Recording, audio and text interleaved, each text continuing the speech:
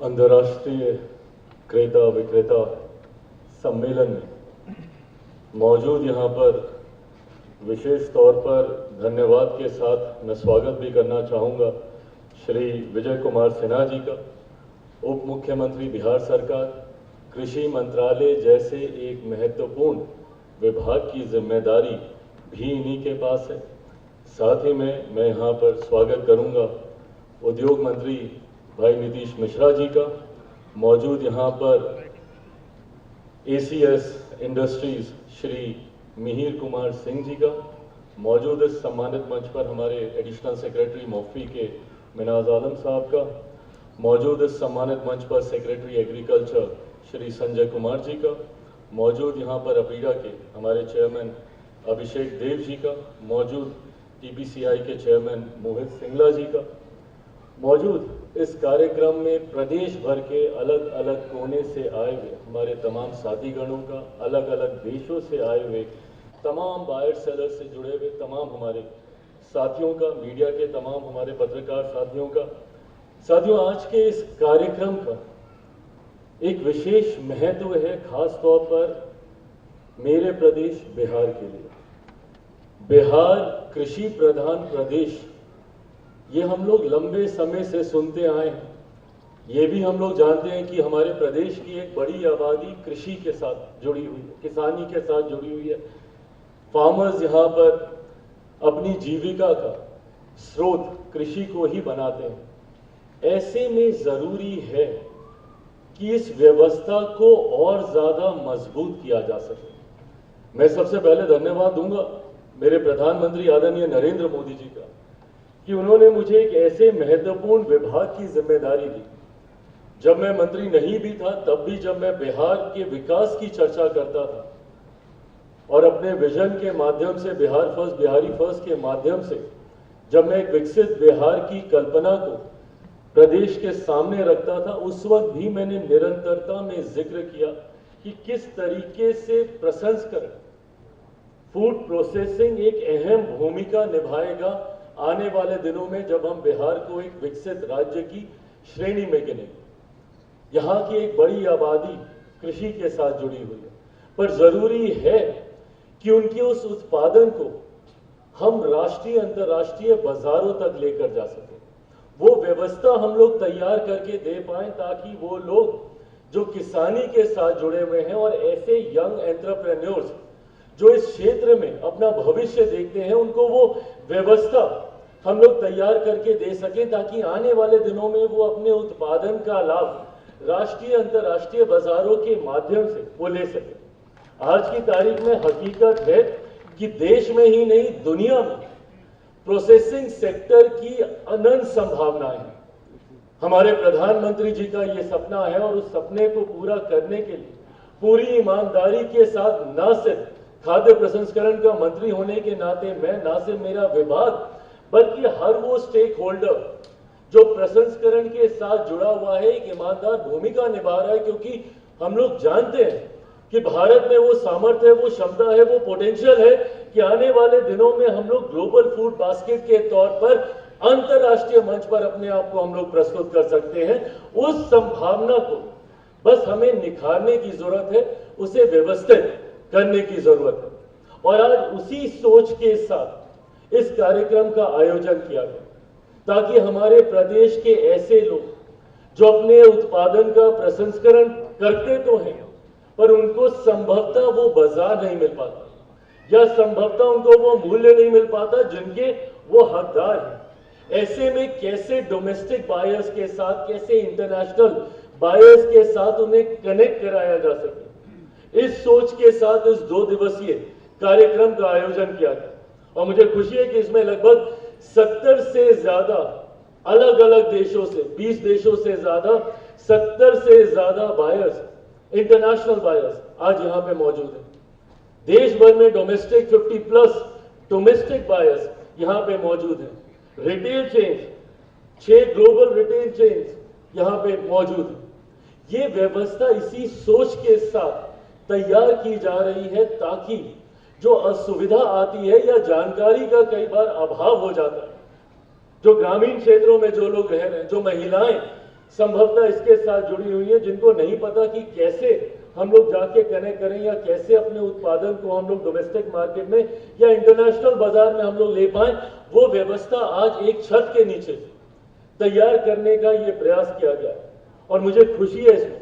कि जितने हमारे साथी सहयोगी हैं उन्होंने एक महत्वपूर्ण भूमिका इसमें निभाने का काम किया। हमारा मंत्रालय तो है ही, साथ में जिस तरीके से बिहार सरकार की इसमें एक सकारात्मक भूमिका रही, उद्योग विभाग की रही, कृषि विभाग की रही, टीपीसीआई की रही, अपीडा की रही, तमाम साथियों ने मिलकर यह प्रयास किया कि हम आपको एक छत के नीचे हर वो संभावनाएं प्रस्तुत करके दे सके जिनके साथ जुड़कर आप अपने व्यवसाय को न सिर्फ बढ़ा सकें बल्कि उसको नेशनली इंटरनेशनली भी आप लेके जा सकें। इसमें कई तरीके की हो सकता है, संभवतः आने वाले 2 दिनों में जब ये चर्चाओं की श्रृंखला बढ़ेगी तो संभवतः कई तरीकों के ग्लिचेस भी हम लोग को समझ में आएंगे, कहां पे हम लोग को और सुधार की जरूरत है, कैसे इस व्यवस्था को हम लोग और खूबसूरत और मजबूत और सशक्त बना सकते हैं। इन तमाम चीजों की जानकारी हम लोग के सामने आएगी जो अभी तक नहीं थी। आज जैसे उद्योग मंत्री जी ने जिक्र किया कि पैकेजिंग को हम लोग और बेहतर कर सकते हैं, ये तमाम वो चीजें हैं जिसको साथ में मिलकर हम लोग एक बेहतर व्यवस्था के निर्माण की ओर हम लोग लेके जा सकते हैं। एक खूबसूरत सुझाव आज इस मन से आया कि क्या हम लोग कोई एक ऐसा कॉमन फैसिलिटी सेंटर हम लोग तैयार कर सकते हैं जिसमें केंद्र सरकार के अलग अलग विभाग, वाणिज्य विभाग हो, हमारा मंत्रालय हो, बिहार सरकार की उसमें भूमिका हो कि कैसे एक कंप्लीट हैंड होल्डिंग यहाँ के उन उद्यमों को हम लोग मुहैया करा सकें जो इस क्षेत्र के साथ जुड़े हुए हैं और ऐसे युवा जो इसके साथ जुड़ना चाहते हैं। हमारे प्रधानमंत्री जी की सोच है कि वो युवाओं को लेकर युवा सिर्फ जॉब सीकर्स ही ना रहे बल्कि जॉब गिवर्स की भूमिका में। इस सोच के साथ हमारी केंद्र की सरकार आगे बढ़ने का कार्य कर रही है और उसमें इन उद्यमियों की एक खूबसूरत भूमिका है, युवाओं की एक अहम भूमिका है और यही कारण है और मुझे गर्व होता है ये कहते हुए पीएमएफएमई की हमारी योजना, मेरे मंत्रालय की योजना का सबसे ज्यादा 2024-2025 में अगर सबसे ज्यादा लाभ किसी राज्य ने लिया है तो वो बिहार का राज्य है। बिहार से सबसे ज्यादा पीएमएफएमई की स्कीम से जुड़े हुए लाभार्थी सामने आए हैं। ये अपने में दर्शाता है कि हमारे राज्य में कितनी संभावनाएं हैं और यही कारण है कि आज नेशनली ही नहीं इंटरनेशनली जितने बड़े बिग प्लेयर्स हैं वो यहां पर आने के लिए तैयार हैं। वो यहां पर आकर न सिर्फ आपके साथ जुड़ना चाहते हैं बल्कि निवेश को लेकर भी उनमें एक दिलचस्पी देखने को मिली है और खुशी मुझे इस बात की भी है कि धीरे धीरे हमारे राज्य ने वो व्यवस्था तैयार की। किसी भी राज्य के लिए कनेक्टिविटी किसी भी उद्योग को बढ़ाने के लिए सबसे ज्यादा महत्वपूर्ण है और एक करके हम लोगों ने उस कनेक्टिविटी को सुधारने में और उसको ग्लोबल स्टैंडर्ड्स के साथ मिलाने में हम लोगों ने प्रयास किया और इस भूमिका में हमारी डबल इंजन सरकार का एक अहम योगदान रहा,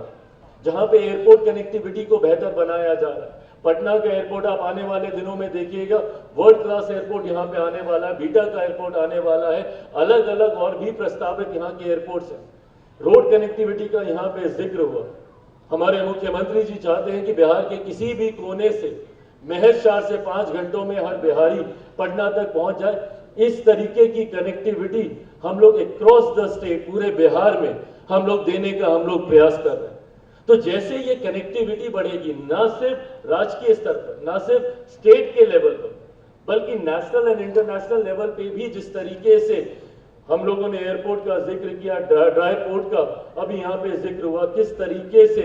राष्ट्रीय राजमार्ग के माध्यम से हम लोग इंटरनेशनल पोर्ट्स तक की भी कनेक्टिविटी अपने राज्य की हम लोग बढ़ाने का प्रयास कर रहे हैं। ये तमाम कार्य इसी दिशा में हो रहे हैं कि कैसे हम लोग अपना निर्यात यहां से बढ़ा सके, कैसे हम लोग इंपोर्ट एक्सपोर्ट को हम लोग इस व्यवस्था को और ज्यादा मजबूती दे सकें ताकि हमारे जो साथी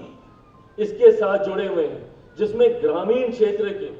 संभवतः शायद बहुत बड़ा कि उनका वो उद्योग नहीं होगा, शायद वो माइक्रो इंडस्ट्री से वो जुड़े होंगे, बट उनको कैसे हम लोग वो व्यवस्था तैयार करके दे सकें ताकि वो अपने आप को राष्ट्रीय अंतर्राष्ट्रीय बाजारों के साथ बहुत ही सहजता सरलता के साथ जोड़ सके। उस दिशा में हर स्तर पर जहां पे भी कार्य करने की जरूरत है, हमारे प्रधानमंत्री आदरणीय नरेंद्र मोदी जी के नेतृत्व में, हमारे मुख्यमंत्री आदरणीय नीतीश कुमार जी के नेतृत्व, ये डबल इंजन की सरकार हर उस फैसले को ले रही है और ये अपने में दर्शाता है कि कितना जरूरी है किसी भी राज्य के विकास के लिए ऐसी डबल इंजन की सरकार का होना। हमारे प्रदेश की ये विडंबना भी रही है। अगर हम लोग को इस बात का दुख होता है कि क्यों बनिस्बत बाकी राज्य के हमारा राज्य उस तरीके से विकास नहीं कर पाया, या जब हम लोग विकसित राज्यों की श्रेणी में देखते हैं तो हम लोग को अगर इस बात का दुख होता है कि अगर बाकी के राज्य आगे निकल गए, हम लोग क्यों नहीं, क्योंकि एक लंबा समय रहा जहां पे बिहार में विरोधाभास की सरकारें रही। जब बिहार में एनडीए की सरकार तो केंद्र में यूपीए की सरकार, जब केंद्र में एनडीए की सरकार तो बिहार में महागठबंधन की सरकार। 27 साल का ऑन स्ट्रेच एक लंबा दौर रहा है जब सिर्फ विरोधाभास की सरकारें यहां पे रही। पर आज एक लंबे समय के बाद हमारे राज्य को डबल इंजन की सरकार मिली और उसका सबसे खूबसूरत उदाहरण आज का कार्यक्रम है। किस तरीके से केंद्र सरकार, राज्य सरकार, केंद्र सरकार के तमाम अधिकारी, राज्य सरकार के तमाम अधिकारी आज एक साथ एक मंच पर बैठकर इस बात की चिंता हम लोग कर रहे हैं कि कैसे और बेहतर व्यवस्था का निर्माण किया जा सके, जिससे हमारे माइक्रो एंटरप्राइजेस, ऐसे उद्यमी जो कि ग्रामीण क्षेत्रों से जुड़े हुए हैं, उनको अपने बिजनेस को बढ़ाने में सफलता मिले, सहजता मिले। उस दिशा में आज मिलकर हम सब प्रयास कर रहे हैं। मैं ये मानता हूं कि इस 2 दिवसीय कार्यक्रम से हम लोगों को काफी लाभ मिलने वाला है और काफी ऐसी मीटिंग्स भी यहाँ पे प्रपोज हुई हैं, B2B लेवल पे हो, B2G लेवल पे हो, काफी ऐसी मीटिंग्स आने वाले 2 दिनों में यहाँ पे होने वाली हैं, जिसका यकीनन लाभ हमारे यहाँ पे मौजूद उद्यमियों को मिलेगा। मैं इस मौके पर I would also like to welcome all the international buyers, and before I conclude, I want to assure you all that we will provide you with that ecosystem where when you come and invest in Bihar, you will get that ease of business as assured by Minister Industries here as well. You will get that single window clearances and that ease of business so that you can come and invest in my state. We have that potential, and I am very confident that eventually when we want to become the global food basket, it will be my state Bihar which will be leading the vision of becoming the global food basket to the world. साथियों, अपनी बातों को समाप्त करने से पहले अंत में बस मैं इतना ही कहूंगा कि मेरे प्रदेश का एक गौरवशाली इतिहास रहा है। ये एक ऐसी धरती रही है जिस पे हमेशा से हम लोगों ने फक्र किया है और हर क्षेत्र में जब कोई दुनिया में शिक्षा के महत्व को नहीं जानता था, तब हमारे यहाँ नालंदा यूनिवर्सिटी का जिक्र होता था। देश से ही नहीं, दुनिया से बच्चे यहाँ पर पढ़ने आते थे नालंदा यूनिवर्सिटी में। माता सीता की ये धरती रही है, गौतम बुद्ध की ये धरती रही है, भगवान महावीर की ये धरती रही है, गुरु गोविंद सिंह जी की ये धरती रही है, चाणक्य की ये धरती रही है, आर्यभट्ट की ये धरती रही है, देश के पहले राष्ट्रपति की ये धरती रही है, लोकतंत्र की जननी ये धरती रही है। ऐसे में इस धरती में अनंत संभावनाएं और यहाँ के लोगों में अनंत संभावनाएं। बिहार के बुद्धि की तुलना मुझे नहीं लगता कि और किसी राज्य से की जा सकती है। आज की तारीख में बिहारियों ने राष्ट्रीय ही नहीं अंतर्राष्ट्रीय स्तर पर अपना डंका मनवाने का काम किया। आज आप चले जाइए किसी भी क्षेत्र में, मीडिया के साथी यहाँ पे मौजूद है, मीडिया हाउसेज में चले जाइए, उनके बड़े बड़े पदों पर वहां पे बिहारी आपको मिल जाएंगे। बिजनेस हाउसेज में चले जाइए, सीईओ सीएफओज आपको बिहारी मिल जाएंगे। कहने की जरूरत नहीं है, सबसे ज्यादा आईएएस आईपीएस ऑफिसर हमारे राज्य से आते हैं। अनंत संभावनाएं हैं हमारे राज्य में। जब हम लोग वर्ल्ड फूड इंडिया करते हैं, मैं देखता हूं किस तरीके से बिहारी नए नए इनोवेशन, नए नए स्टार्टअप आइडियाज के साथ वहां पर आते हैं। ये उनकी क्षमता को दर्शाता है। बस जरूरत है उनकी उस क्षमता को एक विधिवत व्यवस्था देने की, जिसके लिए केंद्र सरकार और राज्य सरकारें हम दोनों कटिबद्ध हैं। इस व्यवस्था का निर्माण हम लोग आपको करके देंगे, ये वादा आपसे करके जाता हूं। मैंने हमेशा कहा है कि मैं बिहारी पहले हूं और मेरा राजनीति में आने का कारण ही बिहार और बिहारी रहे हैं। दिल्ली में रहा हूं, बंबई में मैंने काम किया और मैंने देखा है कि किन कठिन परिस्थितियों में बिहारियों को वहां पे जूझना पड़ता है। और आने वाले दिनों में मैंने खुल के अपनी इस मंशा को सामने रखा है कि जल्द मैं बिहार आना चाहता हूं और मैं बिहार आऊंगा। आज सुबह भी मुख्यमंत्री जी से मेरी मुलाकात हुई। न सिर्फ मैंने उनको इस कार्यक्रम की पूरी जानकारी दी, बल्कि उनका पूरा मार्गदर्शन लेकर और उनका आज जो सुबह मुझे स्नेह प्राप्त हुआ, ये मेरे इस विश्वास को और ज्यादा बढ़ाता है कि जिस लक्ष्य के साथ मैं चला हूं, जिस संकल्प के साथ मैं चला हूं, बिहार को फर्स्ट बनाने का, बिहारियों को फर्स्ट बनाने का, उस लक्ष्य को, उस संकल्प को हम सब मिलकर जल्द पूरा करेंगे। फूड प्रोसेसिंग मंत्री होने के नाते मैं इस मौके का